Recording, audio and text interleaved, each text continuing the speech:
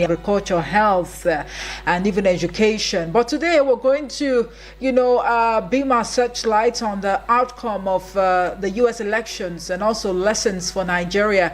That will be the focus this morning on Eagle's Outlook. I am Omohefe Peace Osemere. Now, in what some election observers have tagged an extraordinary comeback, Donald Trump has been elected the 47th president of the United States. A former president and now president-elect, Trump refused to accept defeat 4 years ago with twists and turns that sparked a violent insurrection at the U.S. Capitol. In the build-up to the just concluded elections, Trump had been convicted of felony charges and survived 2 assassination attempts. In the meantime, congratulatory messages have been pouring in from leaders across the globe. And notable amongst them is President Bola Tinubu's heartfelt congratulations to President Donald Trump on his re-election as the 47th President of the United States of America. President Tinubu is looking forward to strengthening the ties between Nigeria and the United States amid the complex challenges and opportunities of the contemporary world. Others are President Bassirou Diomaye Faye of Senegal, Israeli Prime Minister Benjamin Netanyahu, Saudi Arabia's Prime Minister, and Crown Prince Mohammed bin Salman, amongst others. As critical analysis of the election continues, Eagle's Outlook seeks to assess major takeaways from the election, juxtaposing them side by side, Nigeria's electoral process and democracy, and most importantly, what Trump's victory portends for warring nations and the globe in general. Joining me to discuss this morning is a PhD professor of political institutions and comparative politics, the person of Yahaya Tanko Baba. He joins us live via telephone this morning. Good morning to you, Prof. Thank you so much for joining us. Prof, are you there? Good morning to you. Yeah. Right. Thank you so much for joining us on Eagle's Outlook today. And how is Sokoto, by the way? All right. Thank you. Well, I mean, what the most talked about election seems to be the U.S. election. Of course, that is the most recent, by the way, so it's actually expected. But this has actually been greeted with mixed, reactions for a number of observers. Somehow there can never be gender, equality in terms of leadership of that magnitude, right? And others are already bringing in the perspective of, race, skin color, and what have you. And when you narrow it down to Nigeria, well, we must also understand the fact that Nigeria's president, Bola Ahmed Tinubu, is not the only leader to have congratulated Trump on his, re-election. But a number of Nigerians seems to have some sort of reservations, with regards to his congratulatory message, to Donald Trump. And somehow there's been this comparison in terms of, the electoral process, how credible, how transparent, it was there in the U.S. compared to what is obtainable here in Nigeria. But let's start a conversation, by getting your assessment of, the U.S. elections. Yeah, the U.S. election is one of the talk of the world. The U.S. is the biggest economy, the most influential polity in the world. It is one most advanced and most technologically advanced country in the world, diplomatically the most influential in the world. So everything about America is of interest to the world. Security-wise, is the militarily most strongest nation on the surface of the earth. And anything that affects America affects the world.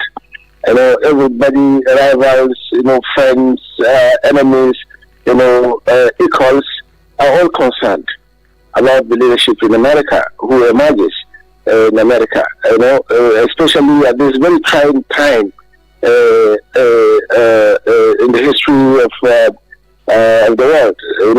The conflict in the Middle East affects virtually all over all parts of the world.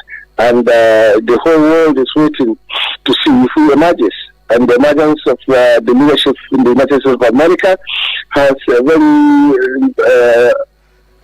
important connection to what is going to happen in the Middle East and what is going to also happen in the world. So we also have seen that against what is being preached by the Americans themselves about elections, there are no perfect elections. And we have seen for the first time, pockets and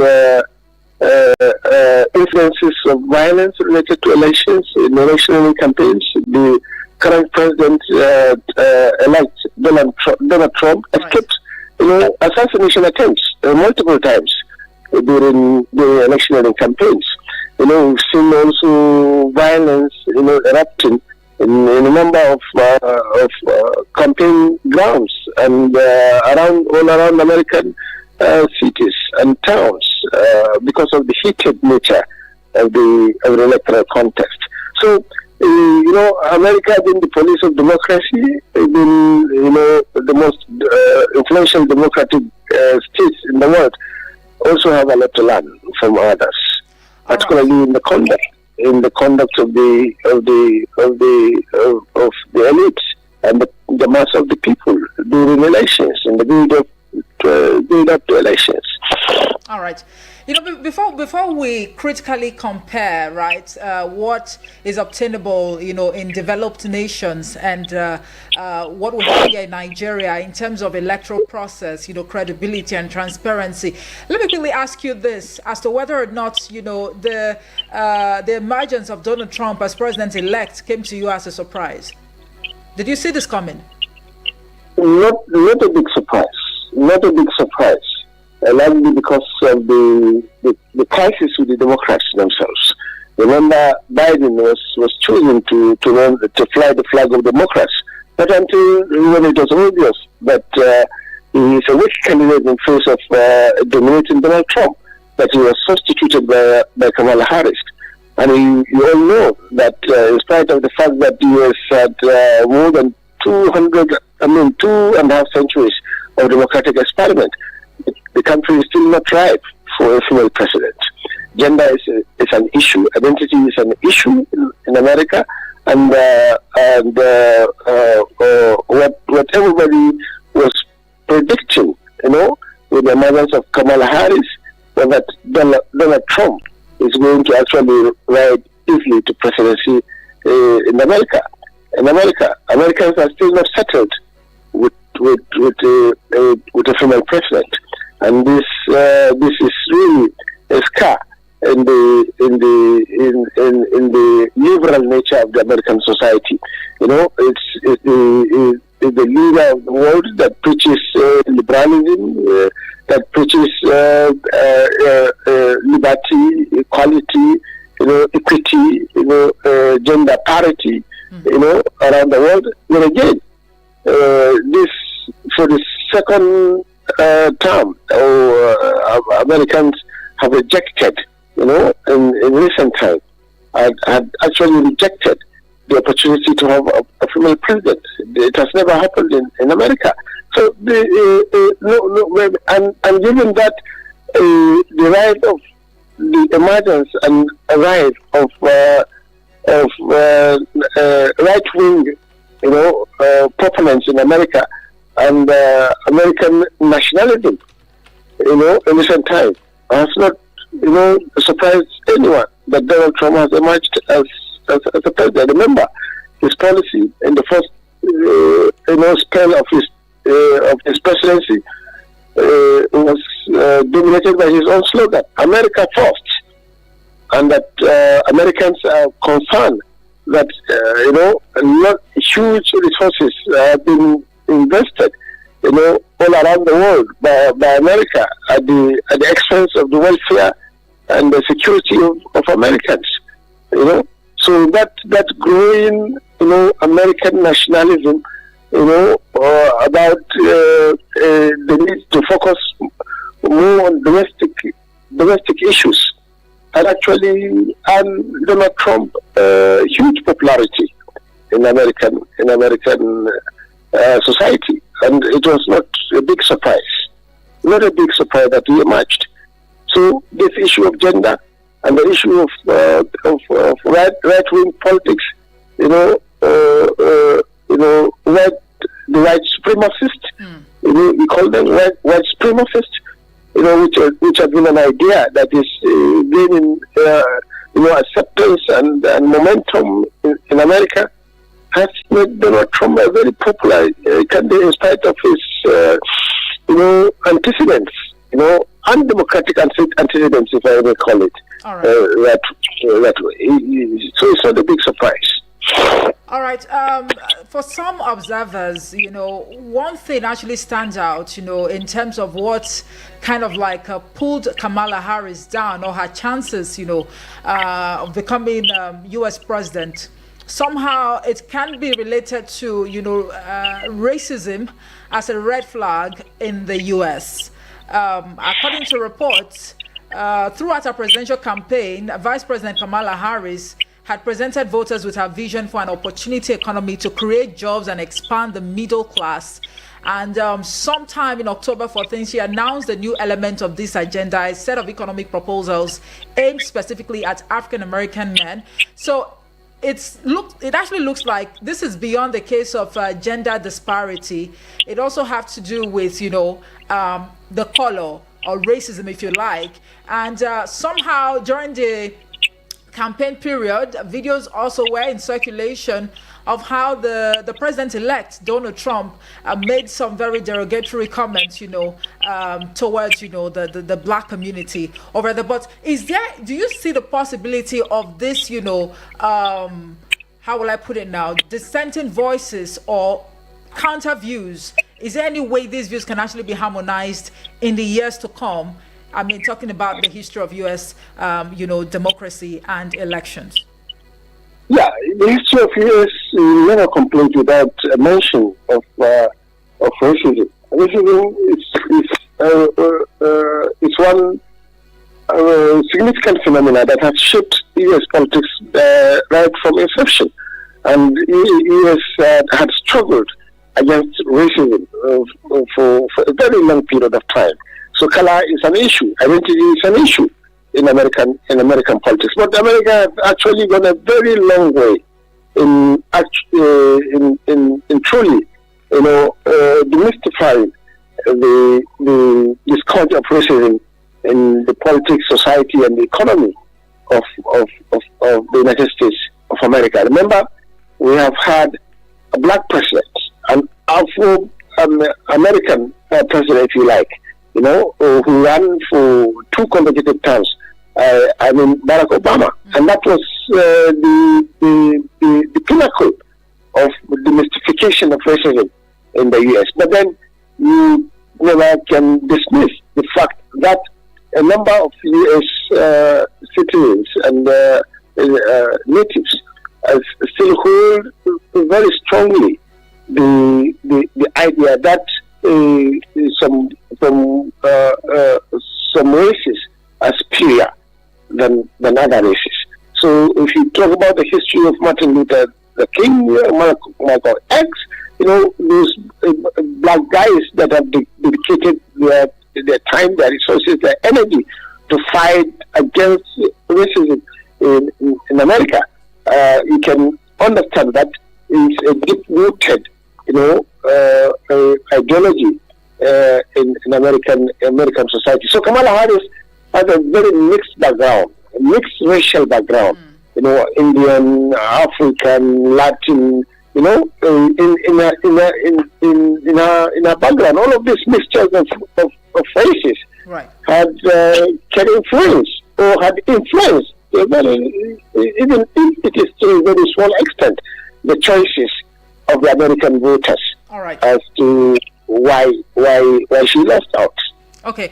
Well, we understand that the Israeli Prime Minister Benjamin Netanyahu, he actually had a conversation with the president-elect Donald Trump, according to the ministry's spokes person, and somehow there is optimism rather that the emergence of Donald Trump as the 47th President of the United States, could impact the Israeli, Palestinian or Gaza crisis positively.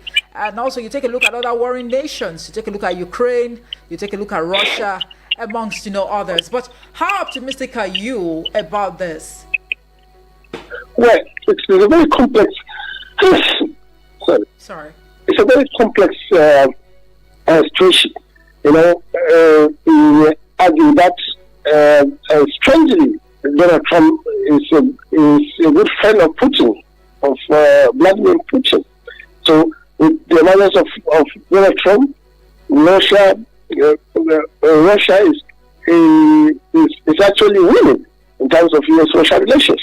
Ukraine will likely lose out because America under Trump will not continue to arm Ukraine against Russia. So we could see, we are likely going to see, the complete defeat of Ukraine by Russia. On the issue of Israel, Donald Trump has enjoyed mass support from a very one most influential, political group in America, the AIPAC. The AIPAC is a Jewish lobby group in the U.S. that is very influential in U.S. politics, and they have actually supported Donald Trump. In the last election he won, and in this election he has actually won. So we are going to see a very robust, increased U.S.-Israel ties, and that what we are likely going to see also in the Middle East, particularly with the war in Gaza, is increased escalation of conflict, and particularly. Did you say increased escalation? Escalation of the conflict. Oh yes. Donald Trump will arm, Israel to teeth, and that Donald Trump will likely directly get involved in conflict with Iran. Remember, it was under his presidency that one of the most influential and strategic senior military officer of Iran, Qasem Soleimani, the head of the Quds force of the Islamic Revolutionary Guards, was killed directly by the instruction of Donald Trump, which also attracted reprisal from Iran, leading to attack of American military bases, Assad bases in Iraq, one of the biggest, so to say. So we are going to see likely direct involvement of the U.S. with Iran in conflict, and then if this happens, there will be widespread, conflict in the Middle East, and Iran will target all of the U.S. military bases in the Middle East, and this will do the Israeli bidding very well. In the last for the presidency of Biden, Biden had been, very cold in getting involved directly in conflict with Iran on behalf of Israel. But we are going to likely see Donald Trump getting involved directly, in conflict with Iran on behalf of Israel. And right. If this happens, the proxies, Iran controls in the region will also step up attacks on not only Israel, but also on American installations and American military bases all around the Middle East. So this could also, lead to the involvement of Russia, in the conflict, and of course China. People are predicting. All right. That it could be the start of the Third World War. Okay. Well, let's now come, down to the home front. Well, what lessons do you think are there for Nigeria to learn, from the outcome of the U.S. elections? Yeah, a lot to be learned from the outcome of the elections. First,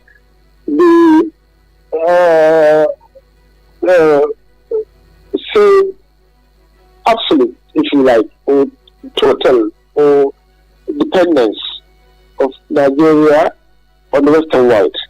you know, the outcome of these elections will change this narrative. Donald Trump policy,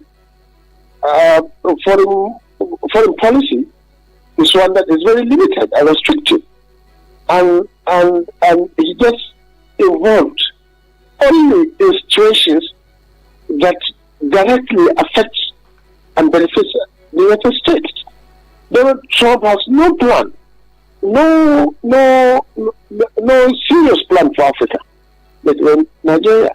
So what Nigeria should learn from this election is to learn to depend on itself, you know, and not to count on the support, on the U.S. and Western support that has not, you know, in any way, you know, transform the society, the economy, and the polity of the Nigerian state.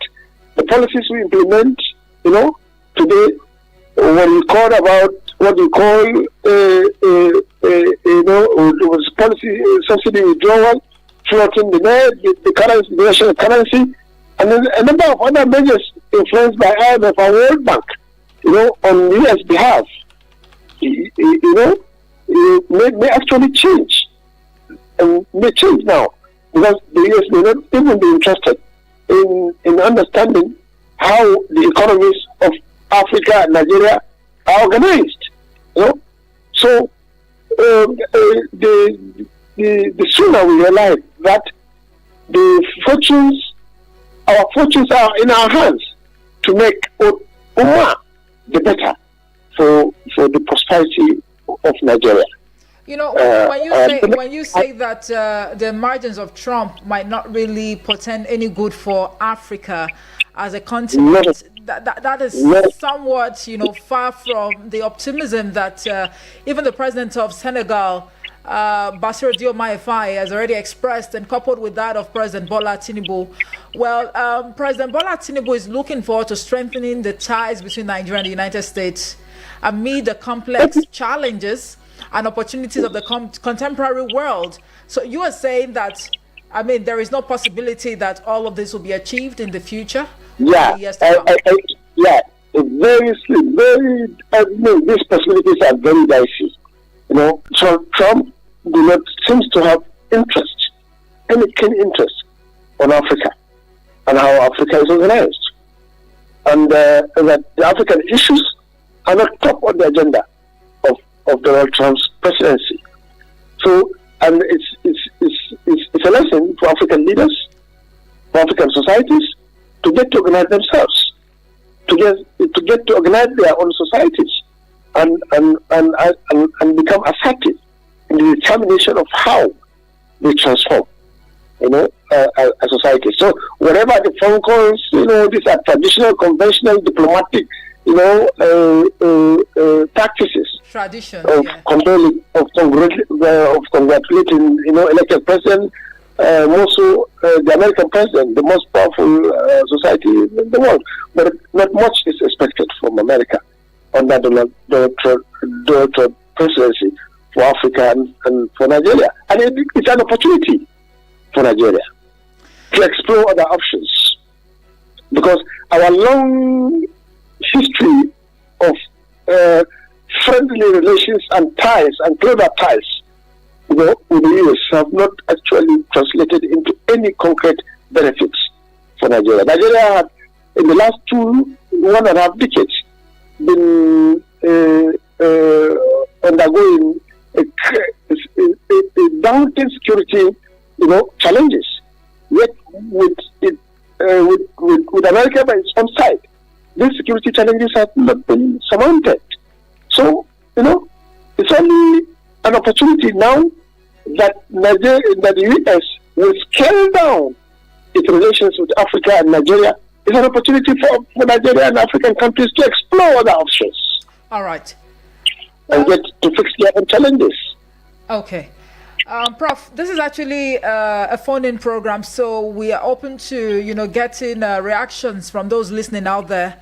So I actually encourage you to stay on the line and listen very carefully so that you get to react to the submissions that will be made at the end of the day. And for those listening out there and you want to be part of the conversation, the numbers to call are 090-8766-8888 or 090-7353-0044. You can send a voice note or a message to the WhatsApp portal on 090-9705-4450. Hello, good morning to you. All right, please do well to call back. We have some messages right here on the WhatsApp portal already, but let's see if we can take this call. Hello, good morning. Hello, good morning. Yes, good morning. What's your name and where you're calling from? Yeah, Al-Amin is a Boko Haram terrorist. Please, let's be guided, all right? Because it appears that there are a number of unscrupulous elements out there trying to kind of jeopardize the essence of this platform that we have here, where you get to call in to share your thoughts, your 2 cents on issues affecting us as citizens and also as a country on a daily basis. Please be guided. Hello, good morning. Good morning, my sister. Good morning. Good to have you. What's your name and where you're calling from? Dalnoja is my name. I'm calling from. All right. Please go ahead. Good morning, my professor. I have 2 questions to ask you. For 3 years and then intelligence I have seen on it. Which way do you say the problem of Israel and Palestine are going to be solved? Because if we go back to history, you see that these two people, they are from generation of our forefather Abraham, and then these people, they continue fighting. There's no way to solve it.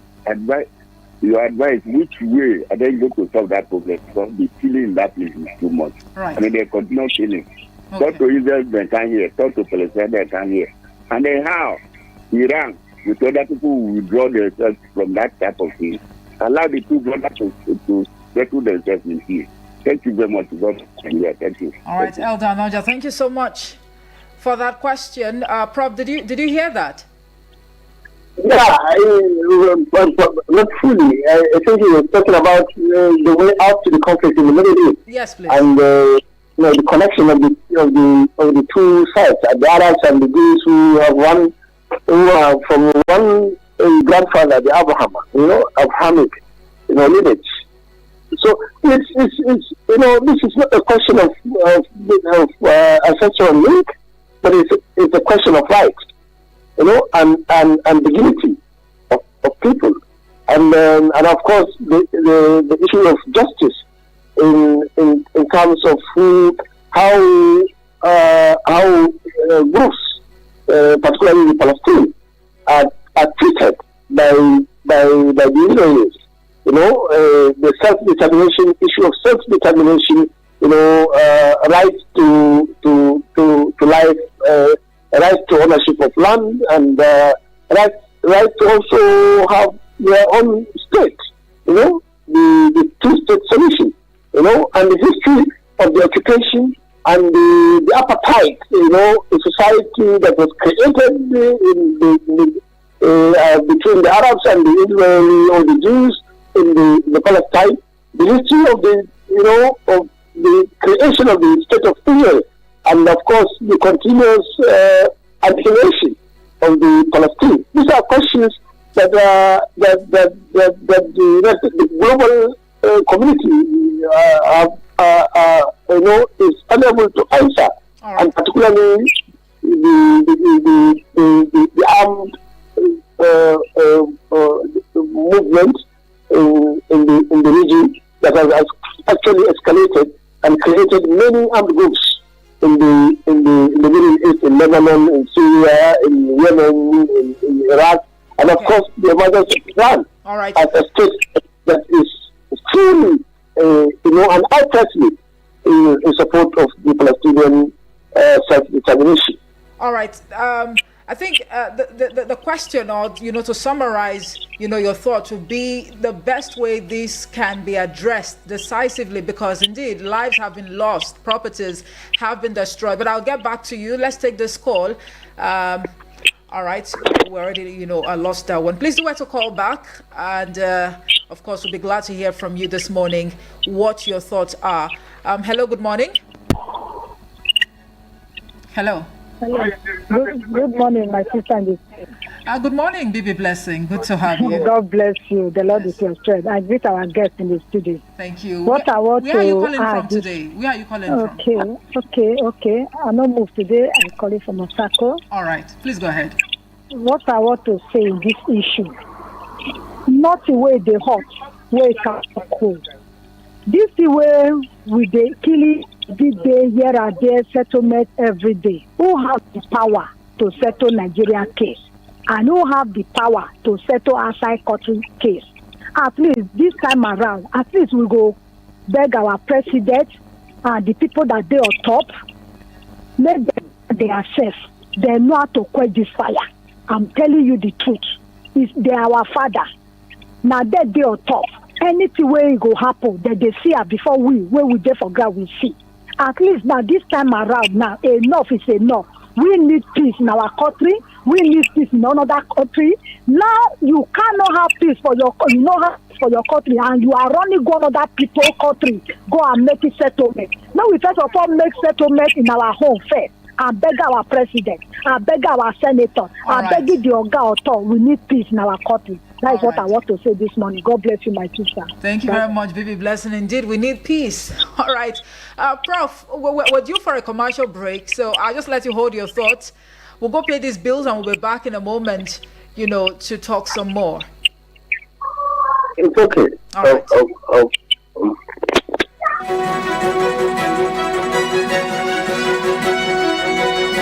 Eagles 102.3 Abuja.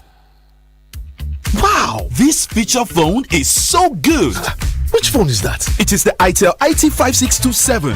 It comes with a 2500 mAh battery, which gives you 55 hours of standby use. Type-C charger, triple SIM slot, 3.0-inch screen, plus the 24 months warranty of worry-free use. Huh? 24 months warranty? Yes, go and get yours. itel IT5627. New itel, new experience. Please listen to this infomercial. Hello, my dear people of Nigeria. Hello, my dear people of Africa. You want to work inside health sector? Abi you want follow collect training? Make you follow become certified nursing assistant, medical assistant, or caregiver? If your answer na yes, then make you care register for Push Africa 1-year diploma for certificate nursing assistant training, where they happen for African University College of Science and Technology, where they for Abuja. Yes, now then wash hand well design this training for people wey no get work, alias unemployed graduate, O-level, ordinary diploma graduate, or anybody wey im mind touch ground to work as support worker inside the healthcare sector. No waste time o. For more tori, make you log on to www.pushafrica.org or make you WhatsApp 080-339-42015, 080-339-42015, or 080-550-45801, 080-550-45801. For registration, make you take a go collect your application form for our partner radio station, or make you visit the reception for African University of Science and Technology, Abuja. Please listen to this infomercial. Hello Nigeria. Hello Africa. Do you want to work in the healthcare sector? Do you want to be a trained certified nursing assistant, medical assistant, or caregiver? If yes, then register to enroll for Push Africa's 1-year diploma in certified nursing assistant training happening at the African University College of Science and Technology, Abuja. Targeted trainees are unemployed graduates, O-level or ordinary diploma graduates, or anyone interested in working as a support worker in the healthcare sector. For details, log on to www.pushafrica.org or WhatsApp 080-339-42015, 080-550-45801, 080-339-42015, 080-550-45801. For registration, pick up application form at our partner radio stations or visit the reception at the African University of Science and Technology, Abuja.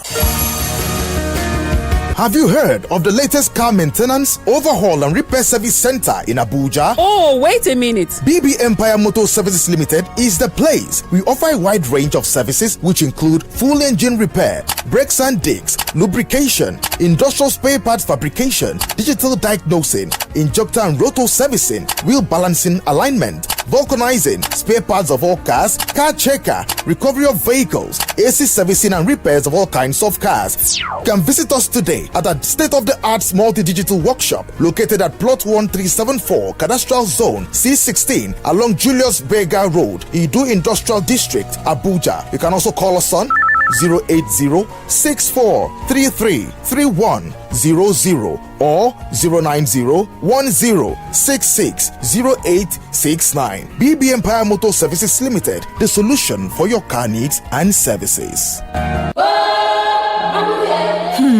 My people, the thing where they happen for my area, eh?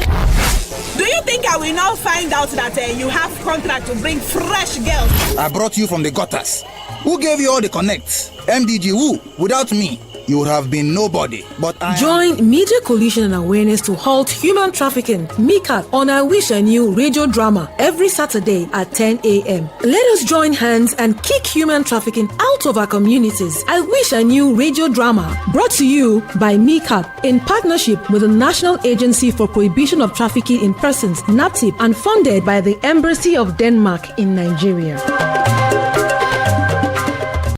Sorry for the inconvenience. I suppose it was inevitable. Eagles 102.3. All right, welcome back from that break. Thank you so much for staying with us. Still Eagles Outlook on Eagles FM 102.3 Abuja. And on the program today, we are looking or discussing the outcome of US elections and also lessons for Nigeria. I still have my guest, who's a PhD professor of political institutions and comparative politics, Yahya Tanko Baba. He's on the line. Thank you so much for staying with us, Prof. Thank you very much. All right, so the studio lines are still open. You can call us to be part of a conversation, 090-8766-8888 or 090-7353-0044. Hello, good morning. Good morning again, my sister Elder Onoja. Welcome back, Elder. Elder. Let me clear that my question for him to understand. The way to solve this problem, that's the way I ask. Absolutely. Two. Is it possible? Is not possible for United Nations to stop all the people supporting Palestine, both American, Arab, and elites support Israel and Palestine? Stop them. The penalty on them if anybody support them.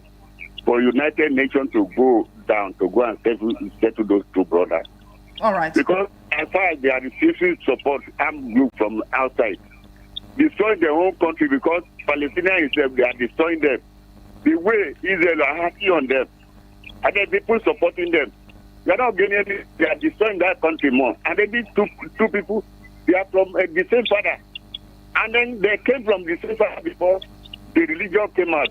Whether Muslim religion or Christian religion before they came out. They support these people. Can't United Nations stop all the people supporting them and impose penalties on them for United Nations to go down to those two brothers and the country for them to live? Is it not? That is my question. Thank you very much. Thank you. Thank you very much, Elder Noja, for calling back. Well, of course, my guest will react to that in a moment. Prof, the question is asking is, how best, the crisis can be addressed. And is it also, possible, or is it not possible for the United Nations to intervene in such a way that there will be penalties, as it were, on those who are, giving support to these countries in terms of, further amplifying the renewed escalations that we've seen in recent times? Because perhaps his concern is coming from, the place of, the lives that have been lost, properties that have been destroyed, and also, the little children who are now homeless. They don't even know their right, from their left or their left from their right as we speak. So I'd like to, react to that real quick before we take further calls. Yeah, I think this all boils down to the power, influence, and overbearing postures of the United States of America. The United Nations itself is an institution that is largely controlled by US. You remember US is the most influential member of the United Nations Security Council, and the United Nations Security Council has the most influential, body of the UN that is involved in the settlement of disputes, in the promotion of peace and international security. And it is only, the US can veto any decision, even by members of the United Nations Security Council. And we know the afflicting support US has for Israel. And we also know that the military prowess and might of Israel is right from the US. The ones Gaza, and the entire Palestinian enclave are all been carried out by the bombs and restricted, military equipment and the military aid given to Israel by the US. So if we rely solely on the United Nations to address the question of the crisis in the Middle East, particularly Israel and Palestine, we have little hope in saying that, because the existence of the continued survival and expansionism of Israel is top on the agenda of the US, and therefore the US is doing everything possible to see that Israel not only exists, but Israel succeeded in annihilating all forces against its existence in the Middle East.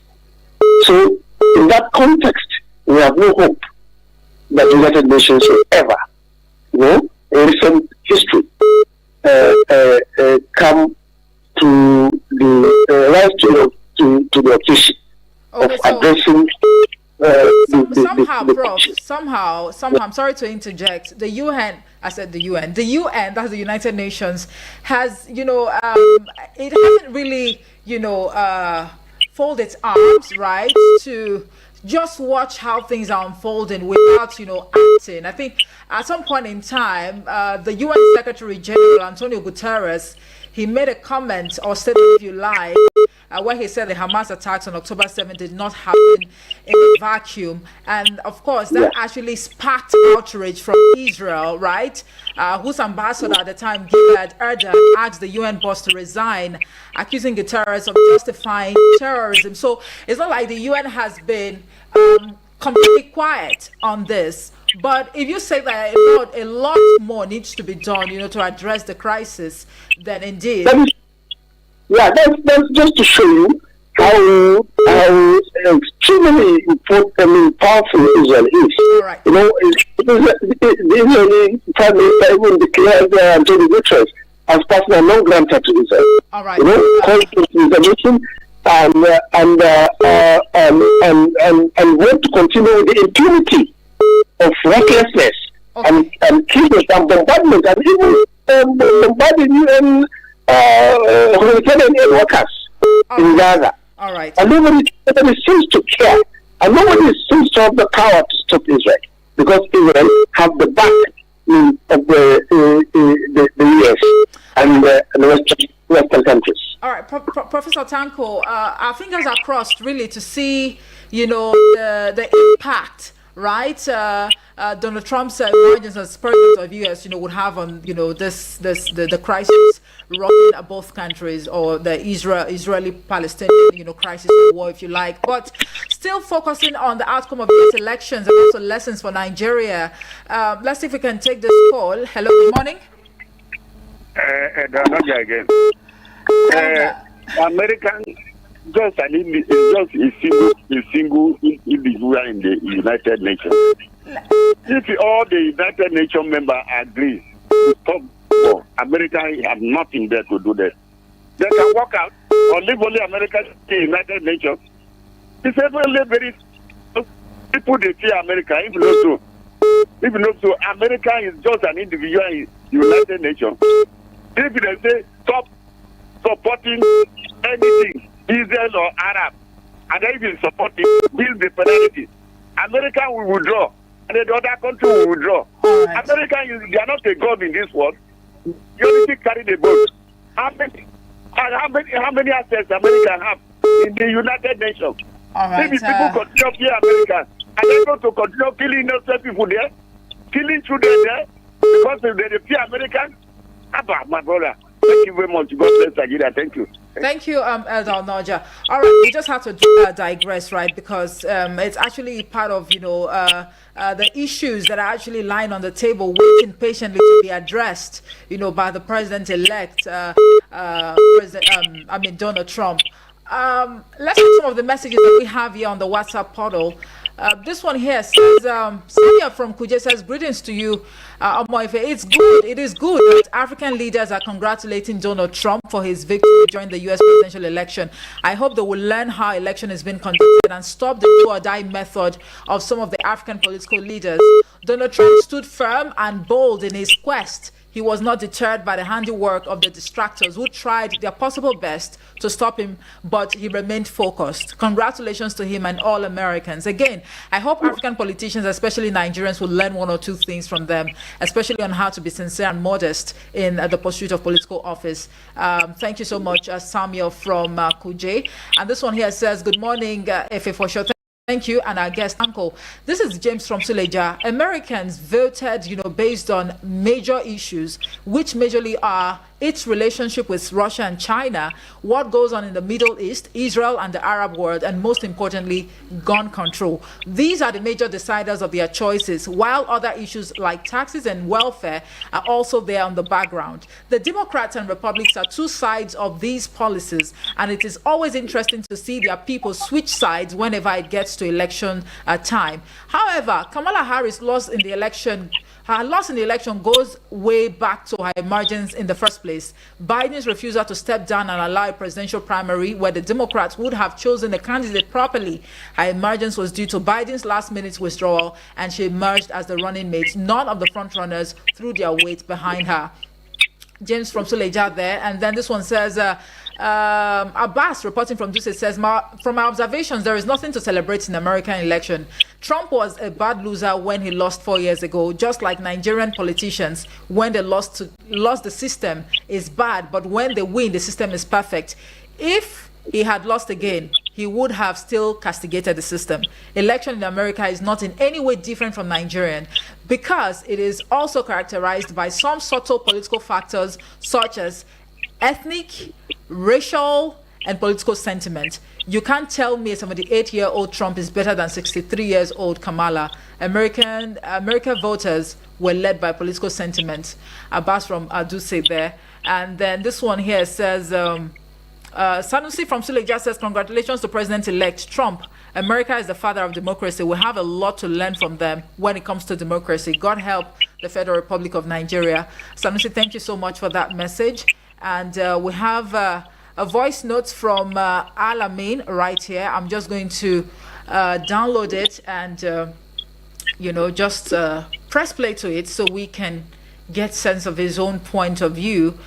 Well, Prof, at the end of the day, a number of Nigerians actually think that indeed the democracy that is being practiced in America is far better than what we're practicing here, not even taking cognizance of the fact that we've been experiencing or enjoying, over 24 years of, democracy uninterrupted. But then on the flip side, it is not really typical of Nigeria that politics is somewhat a do-or-die affair. But I'll let you react to, the observations, all the contributions of these, listeners, and then you get to make a submission. But let's take a listen to this voice note that we have here. All right. Okay. I'm trying to get this now. All right. In the meantime, you can just quickly react to some of the observations that have been made, Prof, if you can hear me. Yeah, I think the Nigerian democracy and American democracy are 2 worlds apart. Remember, America had over 2.5 centuries of democratic practice. Nigeria had been experiencing truncation of this democratic rule. it only had succeeded in having uninterrupted democracy for just 2.5 decades now. So we cannot compare Nigeria's democracy with American democracy. The rule of law, accountability, electoral integrity, in terms of good governance, in terms of policies, programs, in terms of rights, bills of rights, in terms of administration of justice. These are all measures of evaluating Nigeria's democracy, that of America. We are not. You have less than 1 minute for this call. What the Americans have achieved, or what other Western democratic states have achieved. We have a very long way to go. The voice of the people does not seem to count in the context of Nigeria's democratic process and development. We are still learning, but we are not even learning better. We seem to even retrogress, in our bid to entrench democracy and democratic culture in the country. With elections, we're not doing better, we're not improving, even though we have improved, so to say, in terms of mechanisms and context and frameworks of electoral reforms. But then the excessive monetization of elections, the excessive divisions that elections usually cause in the country, the primordial, Oh dear. Well, I guess we just have to leave it here now because of time. PhD Professor of Political Institutions and Comparative Politics, Yahya Tanko Baba, has been my guest, even as we analyze the outcome of U.S. elections and also lessons for Nigeria.